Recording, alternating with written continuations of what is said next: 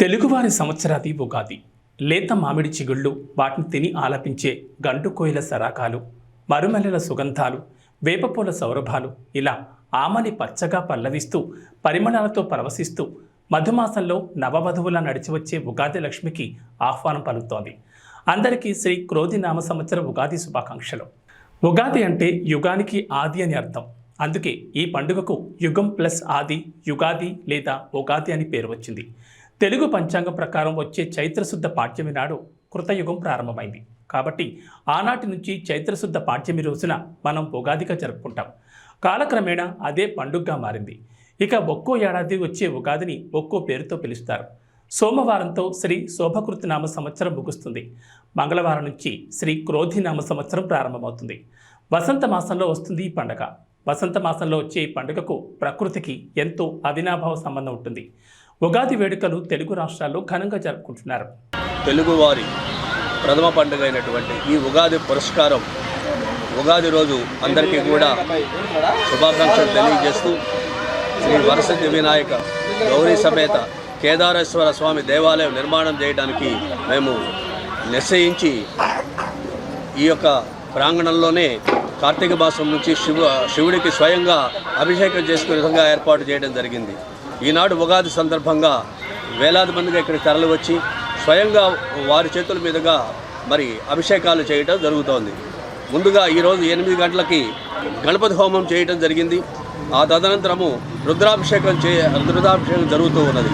ఈ కార్యక్రమానికి మరి ప్రజలందరూ కూడా పెద్ద ఎత్తున విచ్చేసి మరి భగవంతుని యొక్క కృపకు పాత్రలు అవ్వటం చాలా ఆనందదాయకం. ఈరోజు సాయంత్రం 6:30 మరి పంచాంగ శ్రవణ కార్యక్రమం కూడా ఉంటుంది. భక్తులందరూ కూడా వచ్చి మరి ఈ సంవత్సరంలో తమకి ఎంత మేలు చేస్తారో భగవంతుని ప్రార్థిస్తూ మరి వచ్చి ఆ కార్యక్రమాన్ని కూడా జయప్రదం చేయాల్సి కోరుతూ ఉన్నాం. ఓం నమః శివాయ.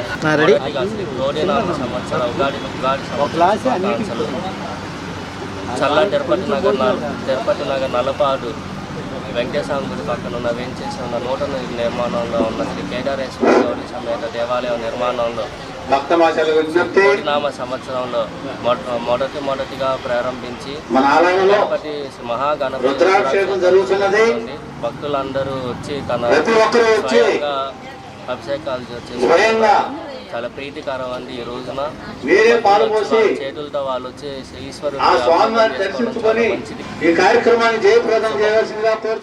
సీఎం వైఎస్ జగన్ దంపతులకు పండితులు వేదాశీర్వచనం చేశారు. ఉగాది సందర్భంగా సీఎం జగన్ దంపతులకు వేద పండితులు ఆశీర్వాదాలు అందించారు.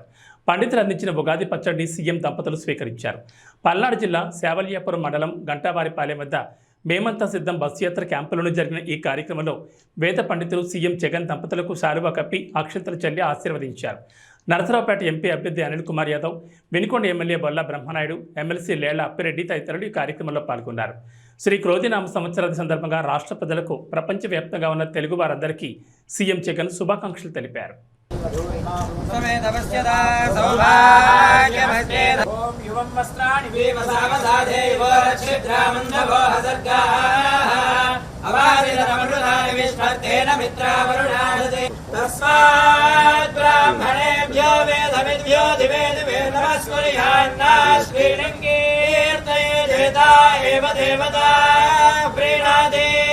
पर्याप्त्यानन्दरायाय सर्वस्तोमोतिरात्रौ उत्तममहर्भवति सर्वस्याप्त्यै सर्वस्य जित्यै सर्वमेव तेनाप्ति श्रीनिवासः कुलदैवतन्नः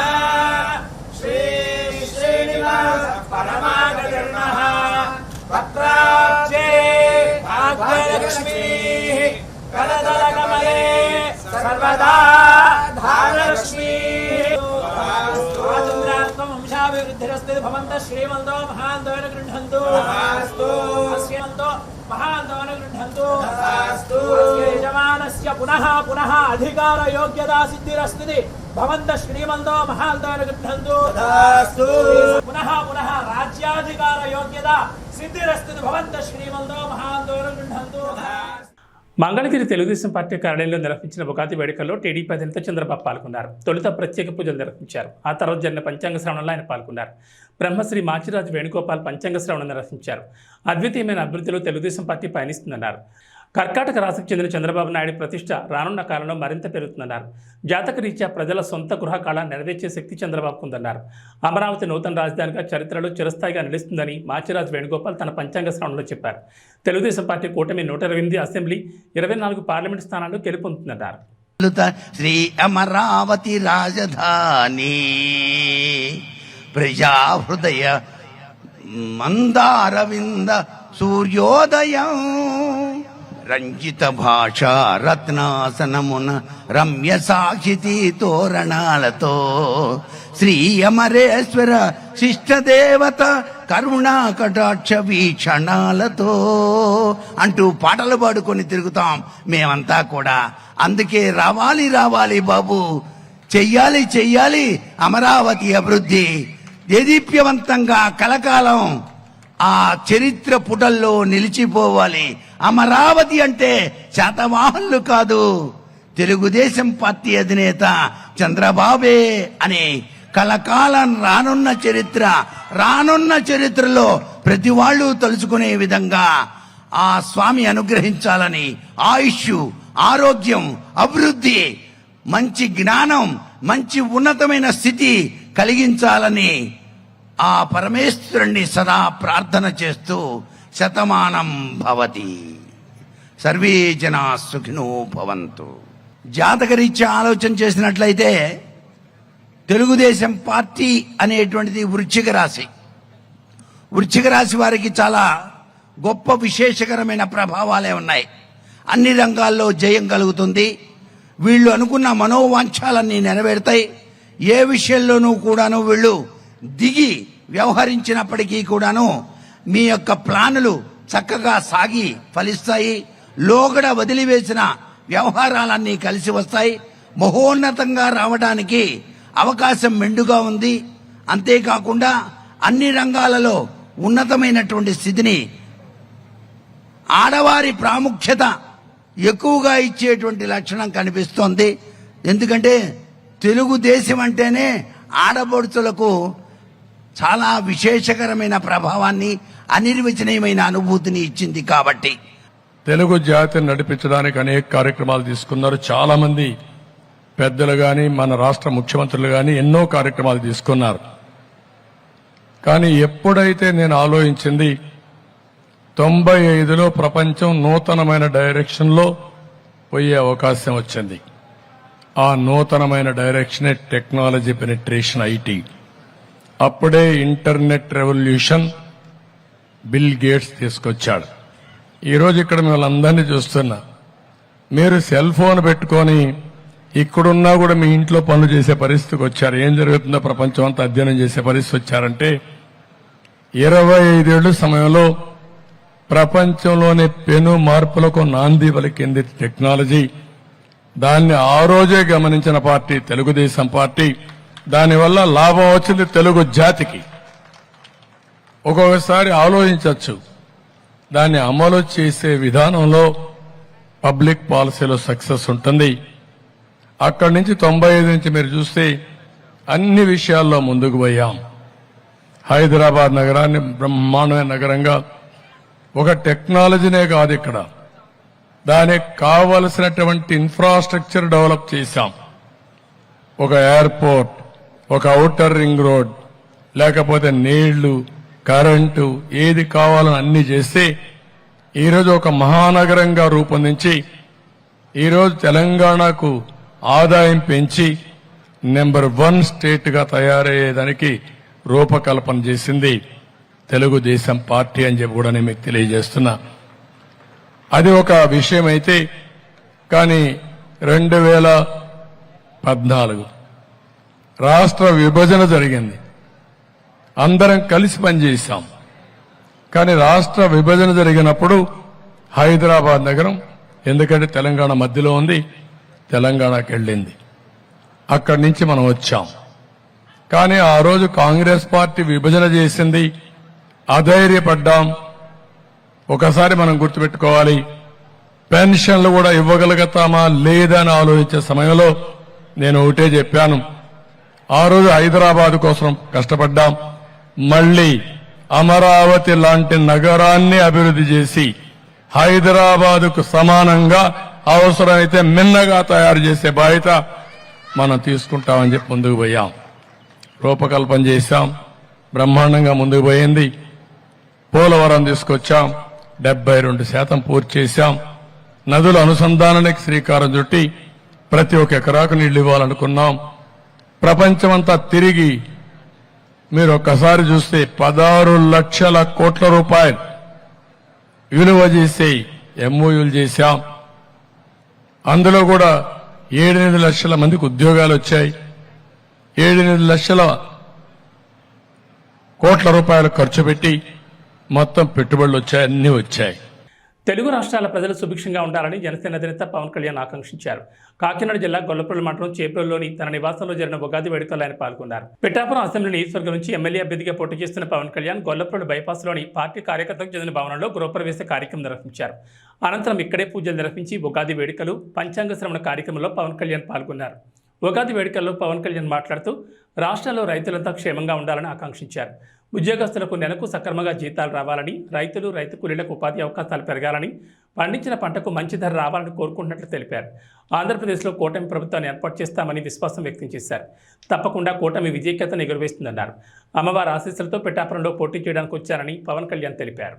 ఉగాది పండుగ కోసం వచ్చిన శ్రీ వర్మ గారికి, బీజేపీ అధ్యక్షులు రాజు గారికి, కాకినాడ పార్లమెంట్ ఎంపీ అభ్యర్థి శ్రీ ఉదయ్ శ్రీనివాస్ గారికి, పిఠాపురంలో నేను పోటీ చేయాలి అని చెప్పి ఒక 2 సంవత్సరాల ముందు ఆయన ఆకాంక్షను వెలబుచ్చి ఓడూరి నాగేశ్వరరావు గారి దంపతులకి ప్రత్యేకించి హృదయపూర్వక ధన్యవాదాలు. మనస్ఫూర్తిగా ఒక నియోజకవర్గం నుంచి ఇంతమంది కోరుకుంటారు ఇక్కడికి రావాలని అంటే నాకు ఆ రోజున పిఠాపురం ప్రజల తాలూకు గొంతుని, ఆకాంక్షని ఓడూరి నాగేశ్వరరావు గారి దంపతుల ద్వారా నా దృష్టికి తీసుకొచ్చింది.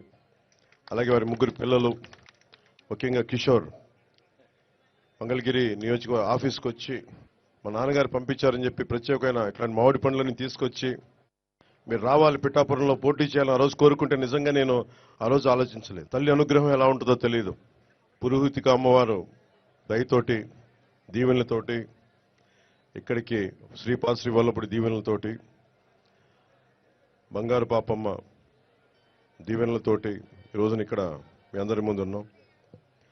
సర్వమతాలు, సర్వ కులాలు, సర్వ ప్రాంతాల్లో ఉండే ప్రజలందరూ క్షేమంగా ఉండాలి, మనస్ఫూర్తిగా అందరూ బాగుండాలని కోరుకుంటూ ఈ క్రోధినామ సంవత్సరంలో మన కూటమి ప్రభుత్వాన్ని స్థాపిస్తున్నాం. విజయ కేతనం ఎగరవేస్తున్నాం. అది పిఠాపురం నుంచి మొదలు పెడుతున్నాం ఈరోజు. సో మనస్ఫూర్తిగా మీ అందరికీ ఇక్కడికి వచ్చిన అందరికీ కూడా, మా జనసేన నాయకులకి, తెలుగుదేశం నాయకులకి, భారతీయ జనతా పార్టీ నాయకులకి, ముఖ్యంగా మద్దతుదారులందరికీ ప్రత్యేకించి పేరు పేరున అందరికీ మరోమారు శుభాకాంక్షలు తెలియజేసుకుంటూ సెలవు తీసుకుంటాం.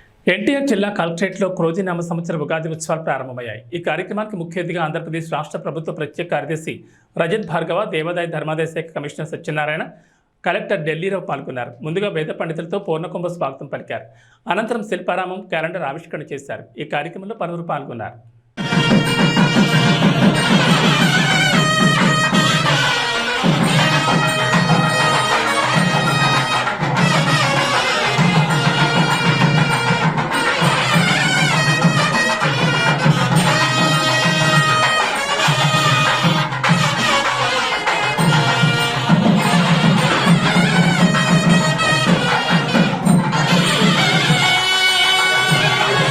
ఫ్యూచర్ మీ ప్రోగ్రెస్ అంటే మంచిగా ఆశిస్తూ నేను మళ్ళీ దీనికంటే శుభాకాంక్షలు చెప్తున్నాను.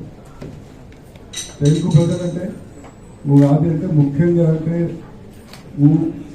జగని గా చూస్తే మామిడి, మళ్ళీ డి అంటే నీళ్ళు అంటే ఈ ముఖ్యంగా అంటే మేము ఈ ముగ్గురు మిశ్రమం చేసి చూస్తే అంటే మేము ఈ కలిపి అంటే సార్నెస్, బిటర్నెస్, స్వీట్నెస్ 3 కలిపి అంటే మేము ముందు వెళ్తున్నాం. ఏ రోజు అంటే ఫస్ట్ డే ఉంది, మన చైత్ర మాసం ఫస్ట్ డే ఉంది, హిందూ క్యాలెండర్కి ఫస్ట్ డే ఉంది, ఉగాది అంటే ఫస్ట్ డే దీంతో సెలబ్రేట్ చేయడం జరుగుతుంది.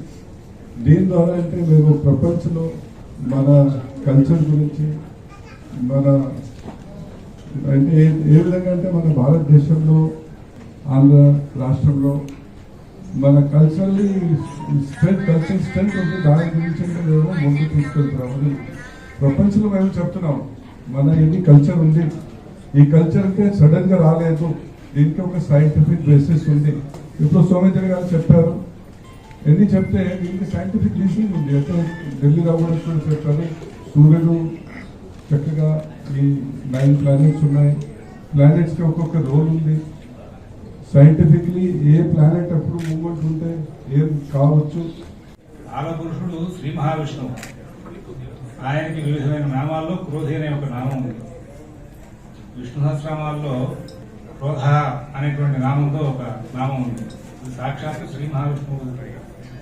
అలాగే జగదంబ నామాల్లో కూడా క్రోధాకారాన్ని గురోజుడ అని చెప్పి ఒక నామం ఉంది. అంటే క్రోధం అనే పేరుతో కూడినటువంటి నామం కూడా ఆ పరమేశ్వరుడే సాక్షాత్గా.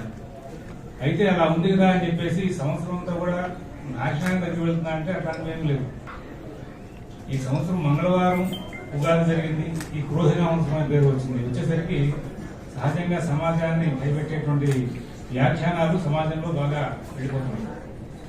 అయినప్పటికీ కూడా అనేక మార్గాల్లో ఈ యొక్క పంచాంగ సంబంధమైన ఫలితాలు తెలిసిన విశేషాలు చెప్పుకుంటూ వచ్చారు మహర్షులు. వాళ్ళు చాలా సైంటిఫిక్గా ఇచ్చారు, చాలా క్లియర్గా ఇచ్చారు. అయితే వర్ష లగ్నం, జట లగ్నం మనం ఎప్పుడూ ఒక మాట అనుకుంటూ ఉంటాం, వాడకం ప్రవేశించిన కాలం, ప్రవేశించిన ముహూర్త సమయం అనుకుంటూ ఉంటాం. అలాగే ఉగాది కూడా ఆ చైత్ర శుద్ధ పాడ్యమి ప్రవేశించిన ఘడియలు ఎలా ఉన్నాయని చూడడం అనేది ఒక అలవాటు ఉంది. ఈ సంవత్సరం చైత్ర శుద్ధ పాడ్యమి ప్రవేశించిన ఘడియలు ధనుర్లగ్నంలో చక్కగా గురువు చూస్తూ ఉండగా చాలా చక్కటి సందర్భంలో ప్రవేశం జరిగింది ఈ ఉగాది. దీన్ని వర్ష లగ్నం అంటారు. ఈ సంవత్సరం అంటే సంవత్సరానికి వర్షం అనేటువంటి పేరు ఉంటుంది. అందువల్ల ఆ వర్షం అంటే ఆ సంవత్సరం ప్రవేశించిన సమయం మంచిదైతే కనుక సంవత్సరం అంతా. అనంతపురం అర్బన్ అసెంబ్లీ నియోజకవర్గ టీడీపీ, జనసేన, బీజేపీ కూటమి ఉమ్మడి అభ్యర్థి దగ్గుపాటి వెంకటేశ్వర ప్రసాద్ ఎన్నికల ప్రచారంలో దూసుకుపోతున్నారు. నగరంలోని 44, 45 డివిజన్లలో కూటమి పార్టీల నాయకులు, కార్యకర్తలతో కలిసి పర్యటిస్తూ బాబు షూరిటీ, భవిష్యత్తు గ్యారంటీ మరియు సూపర్ 6 పథకాల గురించి ఇంటింటికి వెళ్లి ప్రజలకు వివరిస్తున్నారు. ప్రచారంలో భాగంగా ఏ డివిజన్కి వెళ్ళినా, ఏ వీధికి వెళ్ళినా దగ్గుబాటి ప్రసాద్కి స్థానికులు ఘనస్వాగతం పలుకుతూ వచ్చే ఎన్నికల్లో అండగా నిలబడతామని మద్దతిస్తున్నారు. ప్రజలను చూస్తున్న స్పందనకు అనుగుణంగా ప్రతి ఒక్కరిని కలుస్తూ వారికి భరోసానిస్తూ ముందుకు సాగుతున్నారు దగ్గుబాటి ప్రసాద్. అభివాదాలు తెలియజేస్తూ అనంతపూర్లో అక్కడ బాగానే నిలబడతా, అనంత అభివృద్ధి మన వెంకట ప్రసాద్ గారు మన ముందుకు వస్తున్నారు. మరి ఆయన ముఖలిత హస్తాలతో మిమ్మల్ని వేడుకుంటూ ఉన్నారు. ఆయనకి మీరంతా కూడా ఈ పవిత్రమైనటువంటి ఓటును తెలుగుదేశం పార్టీ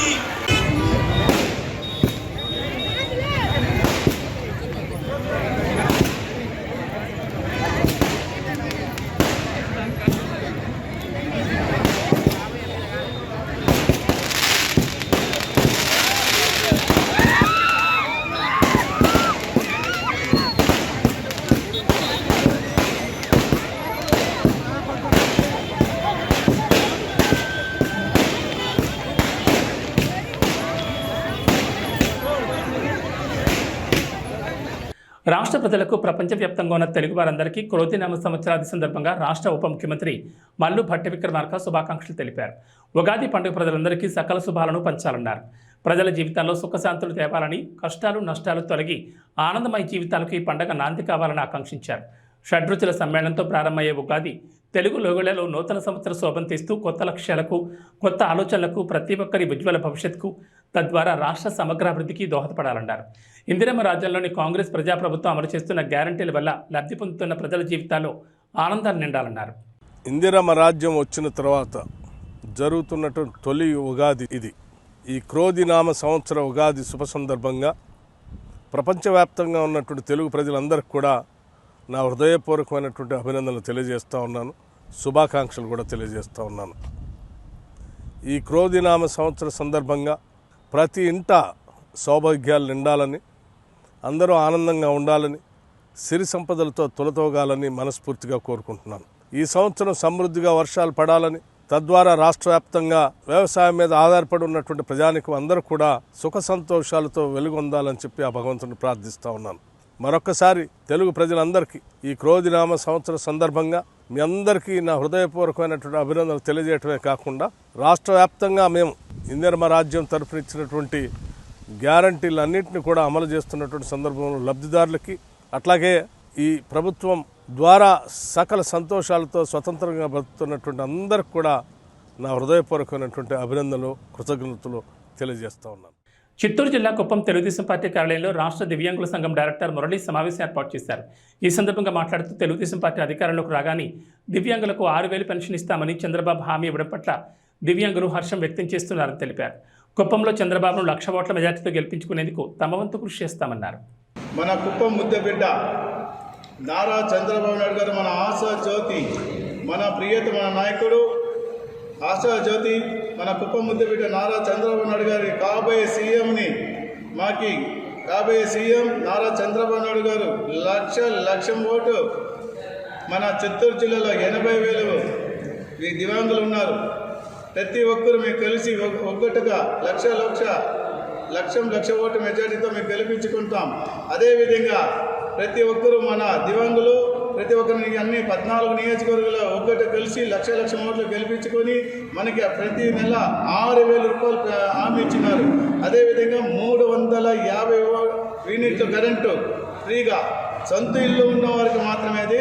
అదేవిధంగా అపాయింట్మెంట్ మన దివ్యాంగులకు మాత్రమే అపాయింట్మెంట్ ఇల్లు కట్టించే హామీ ఇచ్చినారు. ఈరోజు మన కుప్పం నియోజకవర్గ ఎమ్మెల్యే మరి మన కుప్పం కాబోయే ముఖ్యమంత్రి నారా చంద్రబాబు నాయుడు గారు ఈరోజు వికలాంగుల కోసం ఎన్నో హామీలు ఇవ్వడం జరిగింది. దానిలో భాగంగా వారికి 6,000 రూపాయలు పెన్షన్ ఇవ్వడం అనేది ముఖ్యంగా తెలియజేసినారు. ఎందుకంటే ఎంతోమంది వికలాంగులు ఈరోజు 80,000 మంది మన జిల్లాలోనే ఉన్నారు. వారందరికీ కూడా ఇది ఒక మంచి అవకాశం ఇవ్వడం జరిగింది. ఎందుకంటే వారు బ్రతికేదానికి ఈ 6,000 రూపాయలతో బ్రతుక్కునేదానికి కానీ వారికి కావాల్సిన మందులు అన్ని సౌకర్యాలుగా ఉంటుంది. అదేవిధంగా ముఖ్యంగా వారికి 350 యూనిట్ల వరకు కరెంటు కూడా ఫ్రీగా ప్రతి ఒక్కరికి కూడా వాళ్ళ పేరులో మీటర్ ఉంటే ఇచ్చే విధంగా కూడా తెలియజేయడం జరిగింది. అదేవిధంగా వారికి హట్కో ఇల్లు కూడా నిర్మించి ఇస్తామని వారికి తెలియజేయడం జరిగింది. నంద్యాల జిల్లా డోన్ ఎన్నికల ప్రచారంలో భాగంగా రాష్ట్ర ఆర్థిక శాఖ మంత్రి బుగ్గన రాజేంద్రనాథ్ రెడ్డి తనయుడు అర్జున్ రెడ్డి ఎన్నికల ప్రచారంలో దూసుకువెళ్తున్నారు. డోన్ పట్టణంలోని పాత బస్టాండ్ ప్రతి షాప్కు ప్రజలతో మమేకమై మెయిన్ బజార్లో పర్యటించారు. ఈ సందర్భంగా ప్రజలతో ఆయన మాట్లాడుతూ డోన్ అభివృద్ధిని చూసి అభ్యర్థిని ఎంచుకోవాలని అన్నారు. అదేవిధంగా ఫ్యాన్ గుర్తుకు ఓటు వేసి వైఎస్ఆర్సీపీ ప్రభుత్వాన్ని అత్యధిక మెజార్టీతో గెలిపించాలని కోరారు.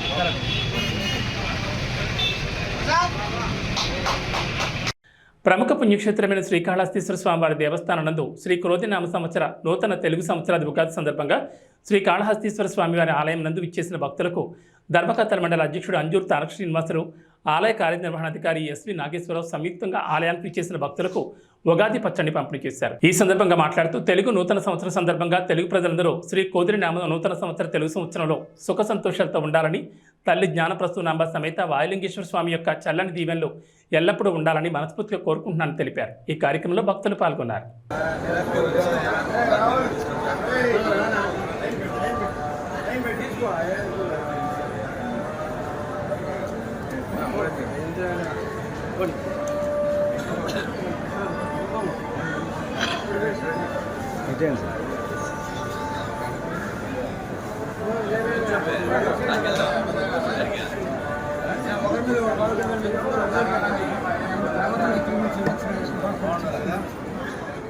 రొంపిచెర్ల మండలంలో శాసనసభ్యులు డాక్టర్ గోపిరెడ్డి శ్రీనివాసరెడ్డి ఎన్నికల ప్రచారం ప్రారంభించారు. వేలాది మంది వైఎస్ఆర్ కాంగ్రెస్ పార్టీ కార్యకర్తలు దీనిలో పాల్గొన్నారు. ఈ సందర్భంగా గోపిరెడ్డికి రొంపిచెర్ల మండలంలోని ప్రజలు ఘనస్వాగతం పలికారు. ఈ సందర్భంగా మాట్లాడుతూ గతం కన్నా ఎన్నికల్లో 10,000 పైన మెజార్టీ రావాలని అన్నారు. కులమతాలకు అతీతంగా ప్రతి ఇంటికి సంక్షేమ పథకాలు అందించామని చెప్పారు. మళ్ళీ ముఖ్యమంత్రిగా జగన్మోహన్ రెడ్డి గెలిపించుకోవాలని, అప్పుడే సంక్షేమ పథకాలన్నీ ప్రజలకు అందుతాయని అన్నారు. ఈ కార్యక్రమంలో నాయకులు, కార్యకర్తలు పెద్ద ఎత్తున పాల్గొన్నారు. ఎన్నికల ప్రచార కార్యక్రమాన్ని ఈరోజు ఉదయం ప్రారంభించడం జరిగింది.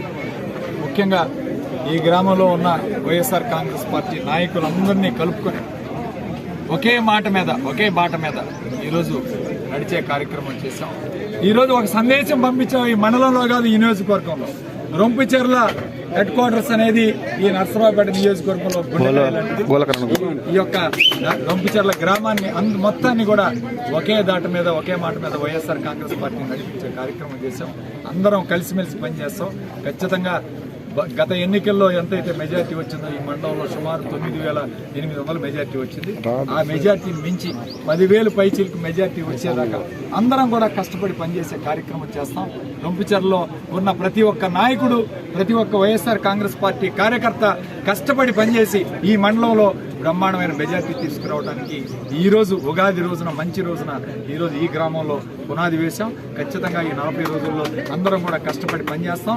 జగన్మోహన్ రెడ్డి గారు రేపు బస్సు యాత్రగా ఈ రొంపిచెర్ల మీద నుంచి వెళుతూ ఉన్నారు. కాబట్టి నేను ఈ రొంపిచెర్ల చుట్టుపక్కల మండలంలో ఉన్న గ్రామాలందరూ కూడా రొంపిచెర్ల మెయిన్ నేషనల్ హైవేలో ఉన్న పెట్రోల్ బంక్ దగ్గరికి అందరూ కానీ చేరుకుంటే జగన్మోహన్ రెడ్డి గారు అక్కడ ఆగి మనకి అందరికీ కూడా మరి నమస్కారం చేసి ఆయన మీ అందరికీ కూడా అభివాదం చేసి వెళ్ళే కార్యక్రమం చేస్తారు. ఖచ్చితంగా అందరూ కూడా దీన్ని గుర్తుపెట్టుకుని చేయాలి. అదేవిధంగా ఈరోజు నర్సరావుపేట నియోజకవర్గంలో వైఎస్ఆర్ కాంగ్రెస్ పార్టీ చాలా బలంగా ఉంది.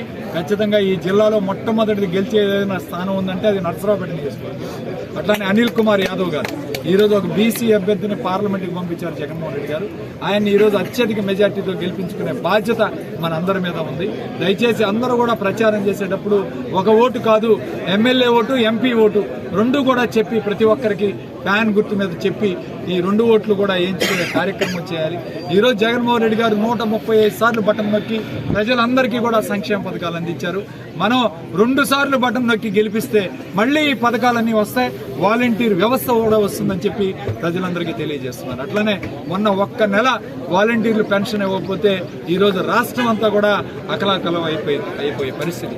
ముసలి వాళ్ళు ఎంత ఇబ్బంది పడ్డారో ఈరోజు మనం చూస్తూ ఉన్నాం. వికలాంగులు, మరి ముసలి వాళ్ళు, పెద్దవాళ్ళు అందరూ కూడా చాలా ఇబ్బంది పడ్డారు. ఈరోజు ప్రజలందరికీ చెప్పేది ఒకటే, వాలంటీర్ వ్యవస్థ కావాలన్నా, మీ ఇంటికి తీసుకొచ్చి పథకాలు ఇవ్వాలన్నా, పెన్షన్లు ఇవ్వాలన్నా, మళ్ళీ ఈ సంక్షేమ పథకాలన్నీ అమలుపరచాలన్నా, ఈ రాష్ట్రం అభివృద్ధి చెందాలన్నా జగన్మోహన్ రెడ్డి గారిని గెలిపించుకోవాలి.